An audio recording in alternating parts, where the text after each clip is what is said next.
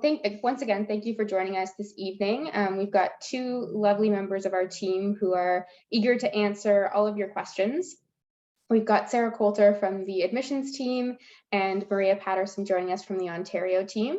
So I will let them get started. Just before I do, I want to remind everyone that we are recording this session and we will be sharing the link of the recording with folks via email once the session has finished, likely tomorrow. So with that, I will let us get started and over to Sarah. Hi, everyone. Thank you so much for joining us this evening. For me, it's afternoon. I actually live in Victoria, BC on Vancouver Island, but I'm happy to be joining you to tell you a little bit more about the courses that Outward Bound is going to be offering in our Ontario Wilderness region for this summer.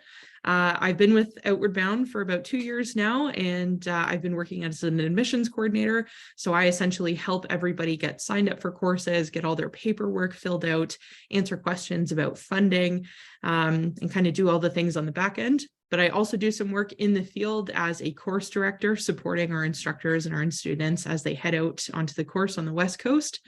And I've been doing outdoor things since I can remember, essentially attending an overnight summer camp. If any of you are familiar, YMCA Camp Kitchikawana up in Georgian Bay. That's where I started kind of my career in the outdoors, and just excited to tell you more about what Outward Bound has to offer.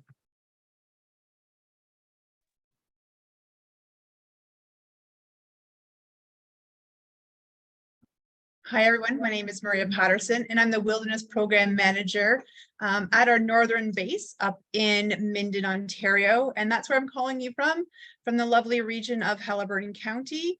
I'm the person that is a little bit behind the scenes, but works with a number of our instructors and runs the base, along with supports our course directors when they're going into the field to help support the instructors, to help support your students and your youth that are in the field there. So I'm really excited to meet you and to answer your questions about the program and what we have to offer in the Ontario area. My background also, just like Sarah, is in outdoor education and camps, and I have a lot of experience, and I'm super excited to see everyone and answer questions and move through this process with you. So as I mentioned, I'm up in the Haliburton region, and this is where our base is located in Minden, Ontario. And so I'd like to start off with a land acknowledgement, just to recognize that we work and play on Anishinaabe and Mississauga Nation land. This is unceded and inhabited territory, and we really are honored. We're really honored to share this land with the Indigenous population that's here, and we work to ensure that we bring Indigenous education into our programs also. And today I would like to start this presentation with peace, friendship, love, and respect to all of our nations. So what to expect on your OBC expedition? So these are a couple of questions that came to us, and so we're going to run through a number of slides. So when you sign up and when your son or your daughter arrives to our base, one of the first things we like to do is meet and greet the students as they're getting dropped off by their parents, or maybe we're picking them up at a bus stop, and they get to meet the instructors that are there. Then we take their city bags and we sort of go through their city bags. It's called a duffel shuffle. And we sort of say, hey, this is great. We really love these clothes that you brought. This is going to be perfect. Or actually, you packed a wind jacket. We have a rain jacket that we can provide you that's there. So everyone does this together as a large group. Sometimes we might sit and stay at base for the night, or we get right to the trail. We hop on a couple of buses with our canoes, and then we're off into the field. Again, the biggest thing what to expect is the idea of going out into a wonderful area and sort of overcoming different challenges that naturally present themselves. So that could be weather, that could be meeting and greeting other people that we don't know, that could be eating food cooked over a campfire that we haven't done before, but all that is supported through the group, and it's all supported through our instructors to sort of assist your youth moving through that process. Each of our programs, there's a solo component to there. It could be anywhere from a solo sit from 2 to 6 hours to a 24-hour solo stay outside, or 48-hour on our longer trips. Our instructors are always fairly close to the solo area, but we like to give the students time to sort of be on their own and reflect.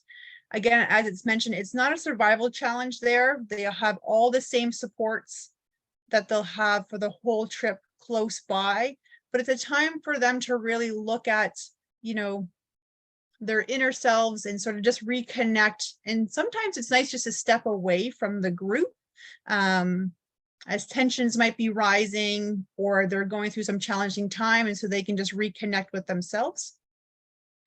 Also, there's a lot of growth and development that's going to be happening, and a lot of skill development that's going to be happening. And this is sort of the transfer of the group. So as we're getting closer to the end, we're sort of transferring responsibility onto the students more, and they're really leading the group, working with navigation, working with what time we're going to get up, what meal we're going to have that evening, and helping us with a lot of different chores that go around. So it's a really community-based expedition. And then unfortunately, at the end of an expedition, we do have to say goodbye. So there's sort of 3 components or processes to our expeditions that we have. There's the immersion, main, and final. And does it matter if you're doing a 7-day or a 32-day expedition? We all sort of move through this together. And so first we start with the immersion, and this is sort of the time where instructors really manage the day-to-day tasks and really start setting the skills that the students are going to need to move through the rest of the program. A lot of times it's question and answers. A lot of times it could be a little bit of failures in there, but using those failures for success and teaching them how to build a really great process that's going to teach them how to move through the course. Then we have the main section, and the main section is sort of starting where the students are beginning to manage more of the day-to-day. So they could be working with the instructors to light a fire, but it's really led by the students. They could be working with the instructors to say, hey, we want to plan this route in this area, or making some decisions. Anytime there is a safety concern, our instructors are there to step in, but it's sort of the back and forth that happens during the main section. The final section is really where we're turning the program over to the students. So we want to really highlight all the things and all the skills that they learned in the first sort of immersion and main session.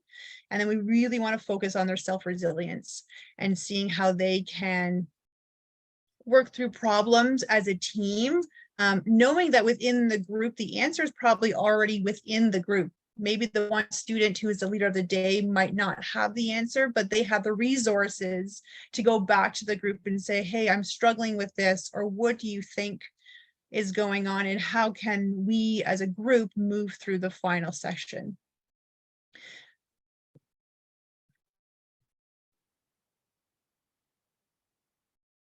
So what happens in a day? We do get up fairly early in the morning. So if your son or daughter enjoy sleeping into 10 o'clock or 11 o'clock, that probably won't be the case on most days on an OBC trip. I think on average, we like to get up about 6:30, 7 o'clock in the morning. We take down our tents, we're building a fire, we work together to build a breakfast and have breakfast that's there. There'll be dishes that are going on and listening to all sorts of different things that happen during the evening. They'll open the maps and look what the route is going to be happening that day and answer any questions. And then we are packing everything up and we're heading the water. We're spending the day navigation. We're stopping here and there to do different lessons or a service project along the route. We're definitely looking at safety things that are going on, and we're working as a team to do portages. And portages hopefully is where we're walking for a short distance and carrying some heavy loads, moving it to the next lake. And we're doing that again as a group. with that, we like to sort of move with the slowest person and really support everyone, and challenge people that maybe on one portage they haven't carried a canoe, but maybe the next portage they will try, or maybe that's not their thing and they're really helping the group move and encouraging everyone carrying something of the lighter items. Then we get to our campsite.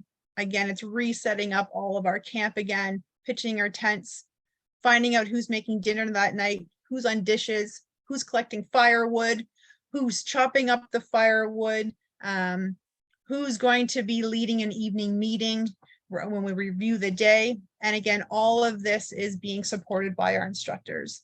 And then of course, one of the best parts, we get to go to sleep or look at the stars a little bit that's happening around us.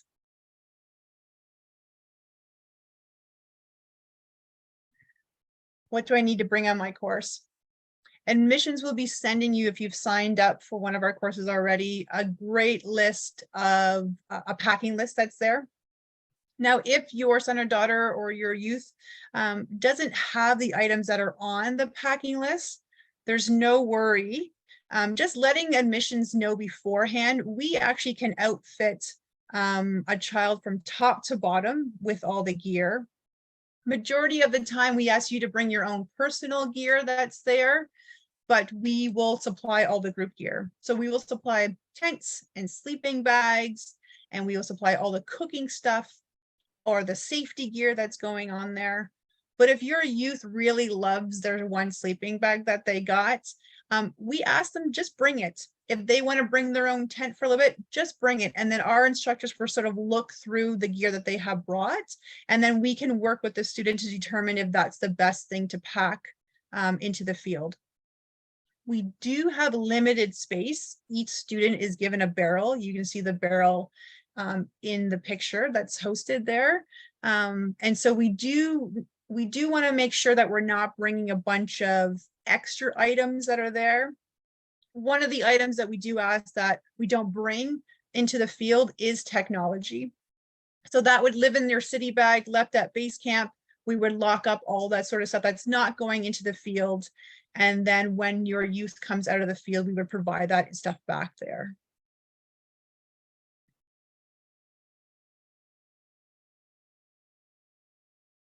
So as I mentioned before, we're located in Minden, and Minden is within the Haliburton Highlands.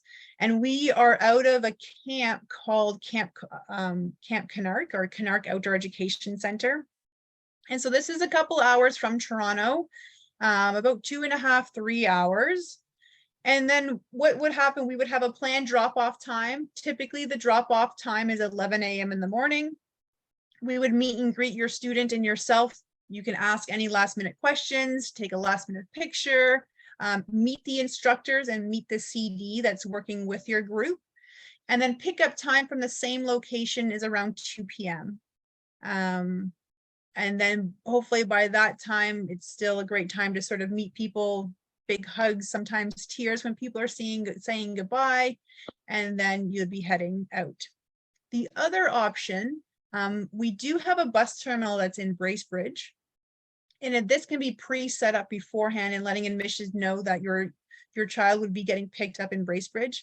Then we would be picking up students from the bus stop in Bracebridge and then bringing them to the Minden location where we start our programs from.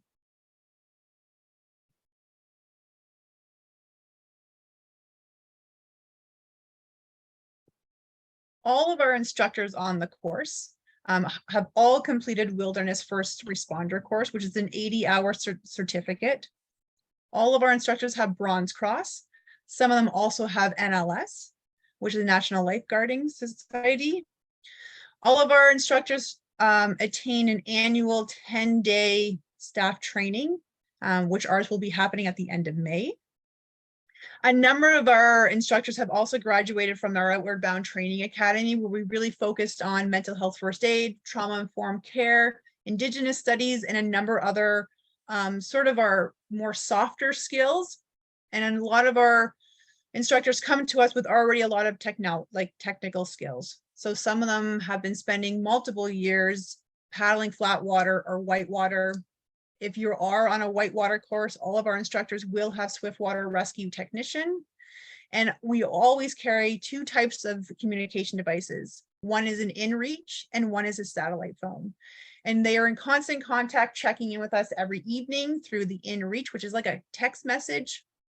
And then we have scheduled stat phone calls throughout the course, just so we can have a verbal communication with the people in the field and our support team that's back at base.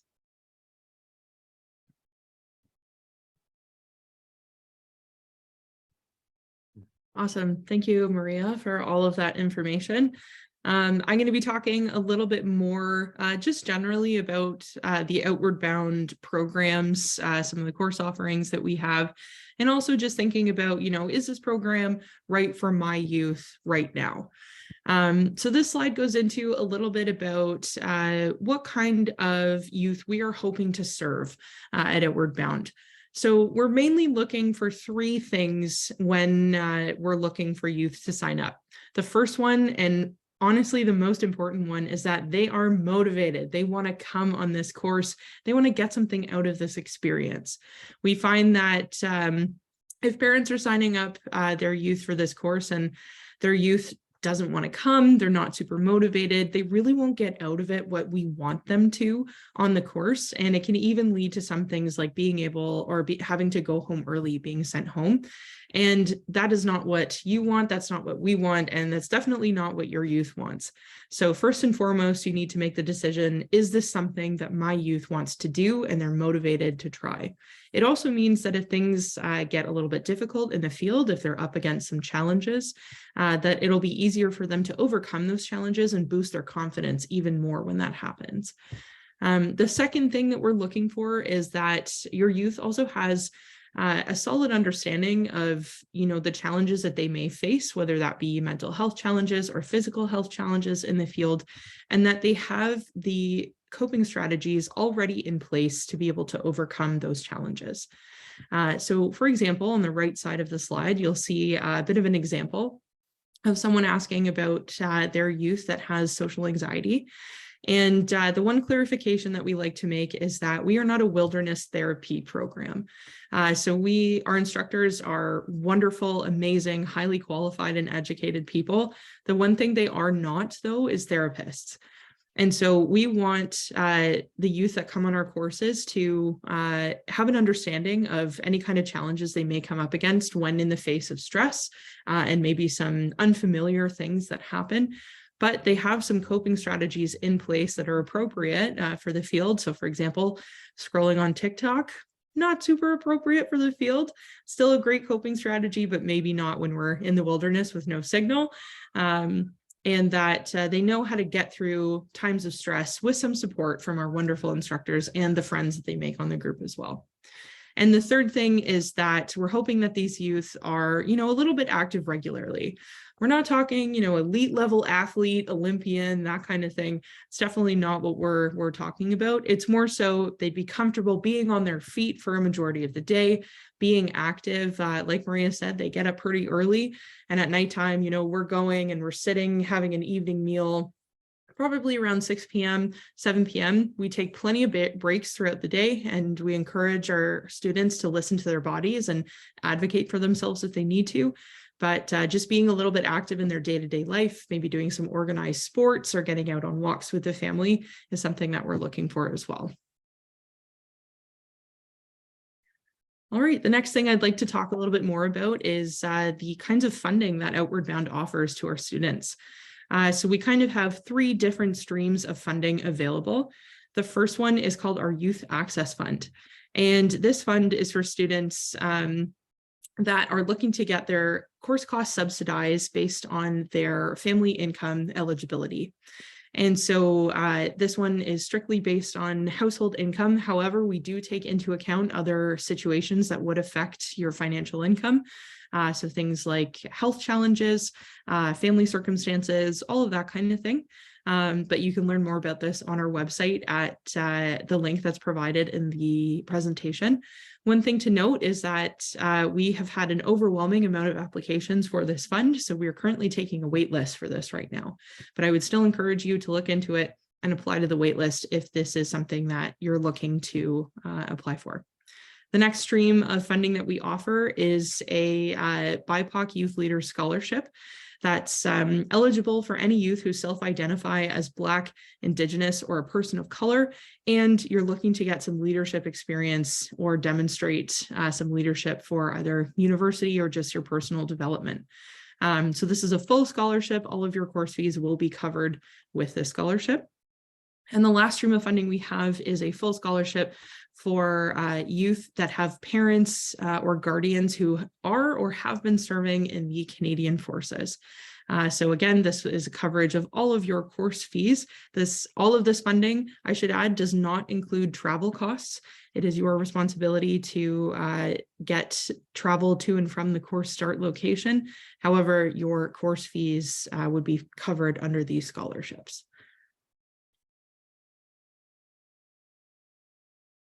All right, so I'm going to talk about a particular course that we have here at Outward Bound that's called Connecting with Courage. This course is also a fully funded course, so there is no course fee associated with these two courses. However, again, travel costs are not included in that. But this is a really fantastic course for youth that are looking for a little bit of a boost in their self-confidence and are just looking to kind of get a little bit out of their comfort zone and make some really great friends that have a lot in common with them. So this course is fully funded by some generous donations of the Maddie Project. And if you're not familiar with the Maddie Project, I highly encourage you to go and look them up. They do some really great work for youth that are facing some confidence issues and self-esteem issues. And we have two courses that are running this year, one in Ontario and one in the Rocky Mountains. And they're both 7-day courses. And they really just focus on building up self-confidence in the face of challenging situations and that they can apply to different aspects of their life as they move forward in their development. I'll also highlight some of our other longer courses that we have on offer this summer. One of the most exciting courses we offer is our 32-day leadership whitewater canoeing trip. 32 days does sound like a lot, but it is one of the most kind of fulfilling courses that we offer. And a lot of the time, the bonds that are created on this course are unmatched, spending a whole month together. And it's is a series of 3 rivers that the students will be paddling on, all in whitewater conditions. So they'll learn how to read rapids, go down them, all of the safety features that encompass whitewater paddling. And they really focus on their leadership skills. And this is intended for the older ages, so 16 to 19. And we're really hoping that they take in these skills kind of in their last end of high school and really bring them forward in the rest of their journey into adulthood. The other courses that are being offered are the 21-day and 2 14-day courses. And something I should add is that all of these courses are also eligible for a high school credit.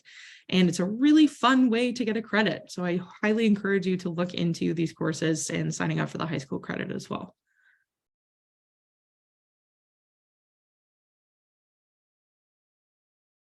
All right, so this was a question that came into us prior to this session, looking at kind of the suitability for neurodivergent teens to join us on our expeditions. So I will not be able to give you a blanket answer for this question, mostly because each student is so unique and different and their support needs will also be the same. So part of the admissions process is that when you sign up for the course, you'll be able to fill out a medical form to give us a bit of background on any kind of support needs that your youth would need in the field. Once we are able to kind of give a read through, we'll connect with you over the phone, you and your youth, and just talk to them a little bit about what it's like for them. What is their experience like on the day-to-day? Is there any specific support needs that they can foresee themselves needing when we're out on trip? Is there anything our instructors can do to make them feel welcome, supported, and successful on this expedition? So again, I can't say yes or no is a blanket statement because every individual is different. What I will do is highly recommend that you sign up, you fill out the medical form and have a conversation with our admissions team, because we'll be able to give you a better idea of what we can provide for your youth and any information that we can give you that would be helpful. Awesome. Thanks, Sarah and Maria. I think that covers all the questions that we got ahead of the session. And we haven't yet received any in the Q&A box, but I feel like there might be a few brewing in folks' minds. So maybe while you type out your questions for Maria and Sarah, could you go through a little bit of how the registration process works? If someone is interested in a course, once they decide on the course on the website, what should they do next? Absolutely. So when you are interested in a course on our website, there's going to be a link for register now. That will bring you to our registration portal. So essentially, you'll have to create an account. That's just your name and password, and put in lots of info about you and the team that you have signing up. So the information we'll be looking for, there's a lot of forms, kind of consent forms, intake forms, all of the legal forms that we'll need you to fill out. But the most important one will be the medical history form. And that's just letting us know if there's any support needs that your youth would have on this trip, so that we can make sure that we can support them as best we can out in a backcountry setting. Once you've filled out all of the necessary forms, you'll get to a paywall, and this is where you can put down a deposit to hold your spot on the course. So for all of our wilderness courses, the deposit is $600. And then you can choose a payment plan in installments or either in full that works best for you and your family. And once you have put through the deposit, you'll be held a spot on course. And one of our admissions coordinators will send you a welcome email with lots more information. We'll send you a welcome booklet that goes over the course, the region that we're going to be going into, also a very detailed packing list like Maria was mentioning earlier, and also a travel form. So giving you the specifics of where we need to meet, what day, when, all of that good stuff. And then we'll also see if we can arrange a phone call with you just to go over any questions that you have about the course. And we will have questions for you as well, just to make sure that everybody knows kind of what they're getting themselves into, and we can make sure that you feel supported and prepared for the course. A stipulation to this is if you'd like to apply for funding, when you do get to the paywall in the registration portal, we ask that you stop and you send us an email to the admissions@outwardbound.ca email. This is all detailed in the application as well. You don't have to remember this now, but you only have to put down a $100 deposit for that. And we'll walk you through the next steps on what to do with your application for both. But if you have any questions at all, that email, admissions@outwardbound.ca, is the best place to find us, because we will be able to help you with any registration questions that you have. Great. We do have one question that's come in the chat. Maybe Maria, you can field this one. How big is a typical group size? Yeah, great question. On our open enrollment, we typically work with 10 participants and 2 instructors. The odd time we might add an additional instructor on there if it's a high school credit course, just so that instructor can support the people who are going through that credit. Not everyone on a course will be included in the high school credit, only the people who are signed up for it. So we might have a bit of a mixture there, but typically it's 10 students and 2 instructors. Great.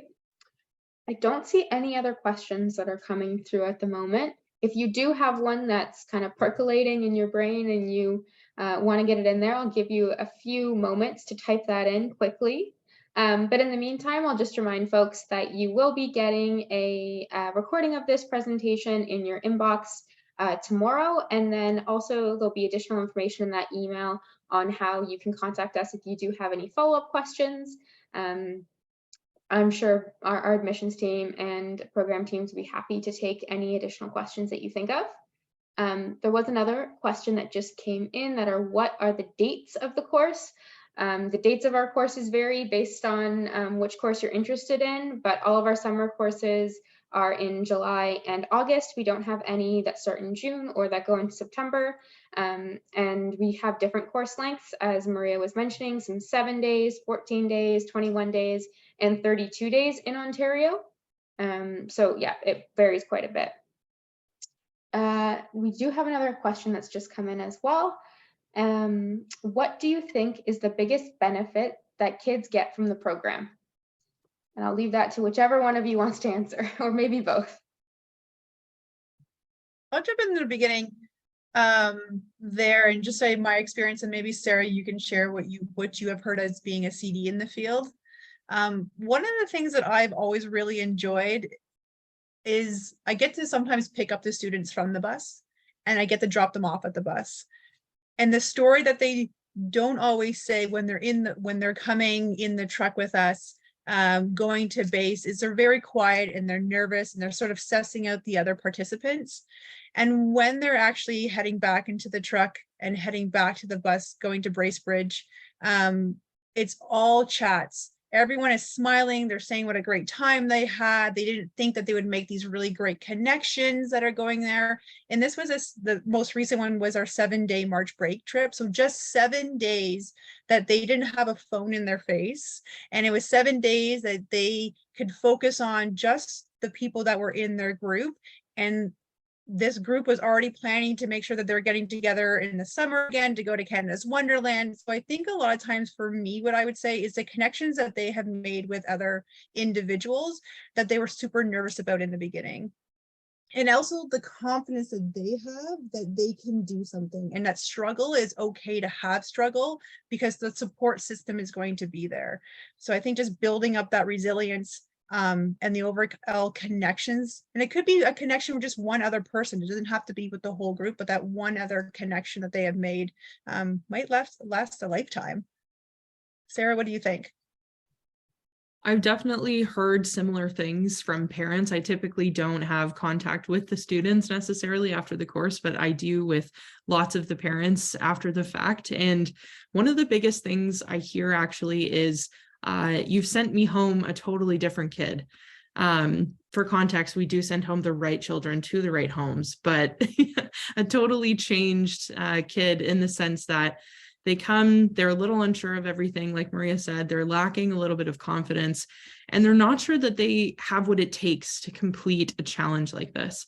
And when they come out of the field, they're coming with their friends, they're making plans for kind of doing all of these crazy camping trips, and they just have the confidence and the assurance that they can dig deep and pull out the most resilient kind of ready version of themselves to complete any challenge that is thrown their way. They just are super self-assured. They have a bit more perspective, I think, on life as well. The bubble that they may have created within their own life is no longer there. They're able to hear from participants from lots of different backgrounds, lots of different places, and they just get a little bit of perspective on any challenges that they're going through at home and saying, I've gone through other challenges and I can use the skills that I learned on these trips to apply them to the challenges I typically face when I'm home. So I would say biggest thing is resilience, confidence, and just assurance in themselves that they have what it takes to get through any challenging moments in their lives.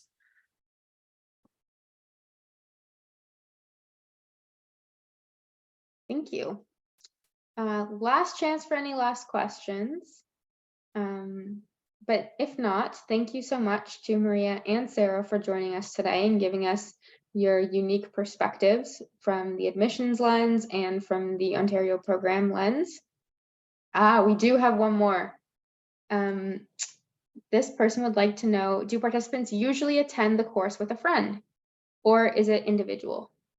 I can definitely answer that one. So we don't have a ban on participating with your friend. However, we do strongly encourage that students sign up individually without coming with a friend or a family member. And the reason we do this is that we find that the biggest benefits arise from when a student doesn't have someone that they know coming on the course.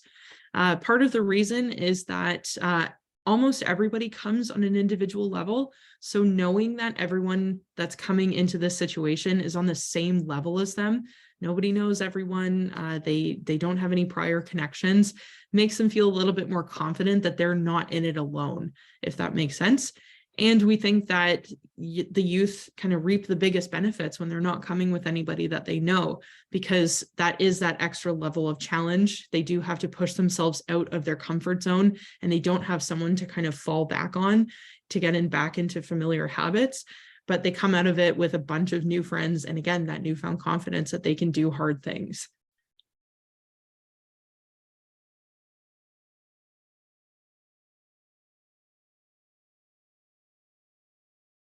Another question that we've got here is, What happens if the participant is extremely introverted? Maybe Maria, you could answer that one. Yeah, really good question. I think one of the big things that our instructors try and do right off the bat is create rapport with all of our students that are in the field, and getting to know them on a personal level in the beginning to see how they can sort of connect throughout the trip that's there. Again, we're there to encourage students to step out of the comfort zone, like Sarah was saying, but it's also at their own pace. We're not, if a person is introverted, we're not saying, hey, you have to lead this large activity in front of everyone.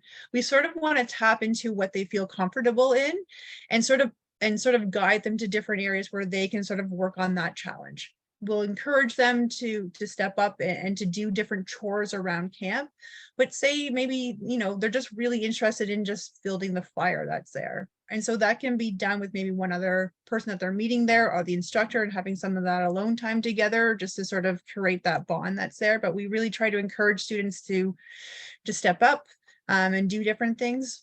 But I think too, sometimes being an introvert is totally fine. There's room for everyone on our courses that are there. And sometimes the people who stay back, they see a lot more. Instead of our large and in charge people that take up a lot of space, which I am one of those people. So sometimes it's really nice to meet someone else who is sitting back a little bit more, and that will also bring myself back. And so I think the biggest thing is our instructors like to work and meet and greet all different types of youth that are out there and support them as best as they possibly can.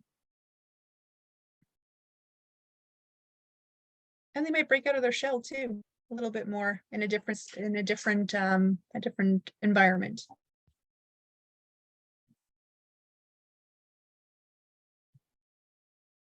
Awesome. So someone would like to know, what is the difference between the Connecting with Courage course and a, quote unquote regular course? I'm going to pass that one to Sarah. For sure. So on all of the Outward Bound courses, we do focus on, like I said, the self-confidence and resilience piece. But for Connecting with Courage in particular, we are looking for a bit of a smaller subset of youth that have gone through kind of some similar challenges in life. And so we're looking specifically for students that really want to kind of break out of their shell. As Maria was saying, they may be a little bit more introverted. They may have experienced something in the past like bullying, may have knocked their confidence down a little bit. And what our instructors do is really focus on creating a safe environment for those students to kind of maybe talk and connect about those experiences, but also to know that it's safe to be confident and to know that they, as they are just wonderful and valid people. And it's a lot of focus on all of our courses. We focus both on the quote unquote soft and hard skills. So the technical skills like the canoeing, if that's what we're doing, and also the leadership skills. But the Connecting with Courage courses focus very heavily on those soft skills, making sure that those youth feel very connected with the others that are there. And they feel like they can really come out of it with boosted confidence, self-assuredness, and resilience. Great. Maybe before we go, I would love it if each of you could pick your favorite course that Outward Bound Canada offers and why.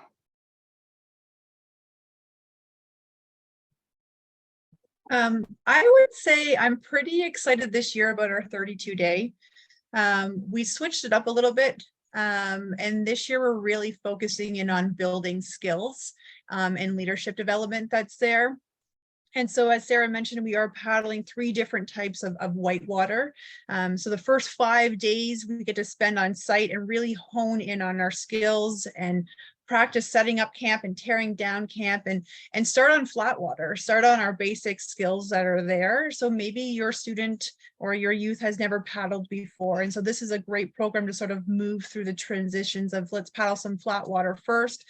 We're going to a local whitewater river that we have close by to sort of practice and start reading how to read whitewater and how to just play in whitewater first and build that confidence that's there. And then as we move through our program, we're heading to paddle the Petawawa River. And this is sort of in our sort of like the main section that's there, where the students will be challenged a little bit more, but still a lot of support from our instructors. And then we'll be able to spend a couple of days to rest and relax and recoup. We'll do a food food up that's happening there, so we are not carrying 32 days worth of food. We'll have a great check-in with the students there as a CD will arrive and check in with the staff and just really connect again. And then we'll be moving on to the Des Moines River, which is a beautiful river to paddle, and just really help the students move through that process where they're gaining really great skills in whitewater and really great skills just being out in nature, with the possibility of a 24-hour to a 48-hour solo. So checking in with those students and saying, hey, here's an additional challenge. Would you like to try a solo for a little bit longer? And so I think I'm pretty excited about that. And also like working on their leadership skills that are there too. And as Sarah said before, when you're coming out of the field after being a month, your student or your youth is going to be changed, and they're going to feel super confident, and they're going to be really excited that they made it for 32 days and survived with a barrel on their back, and they had everything that they needed there. And I think I just like the stories when people come back from the 32-day trip. Sarah, what do you think? Yeah, it's hard to beat the 32-day. It's what a special experience. Although I would say that our 21-day courses are also really awesome as well. The 3 weeks, it feels like it goes by really, really fast, but in reality, you have a ton of time to make some really deep connections with the other students that are on the trip. I do know that from some of the courses last year, a bunch of the students on the 21-day courses are back again for another year. They're either trying a new activity or they're going on the longer 32-day trip. And they're all so bonded that they still have a little group chat. They still talk to each other. They're still really great friends, even though they live in different parts of the country. And I just think that 21 days for a lot of youth is kind of the sweet spot for challenge. If they're ready for a challenge, but maybe not ready to commit to the 32-day trip, it's a really great place to be for sure. Definitely a fans of our longer courses is what I'm taking away from this. We do have another question that has just squeaked in here. And someone would like to know whether participants need to take out insurance. Sarah, did you answer that?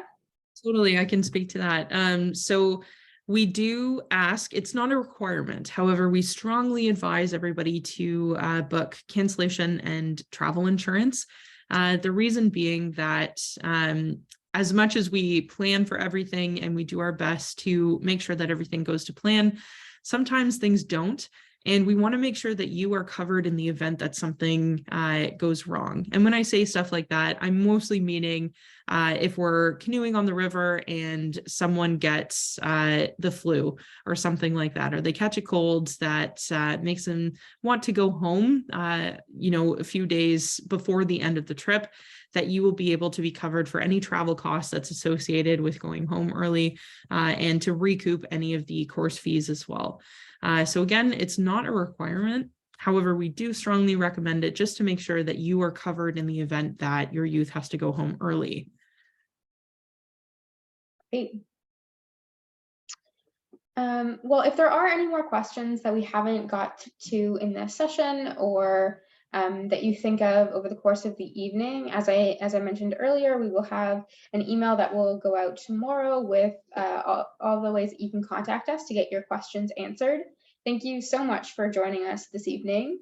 It's been lovely to field your questions, and we are really hoping that we will see you and your youth on a course this summer. Have a great one.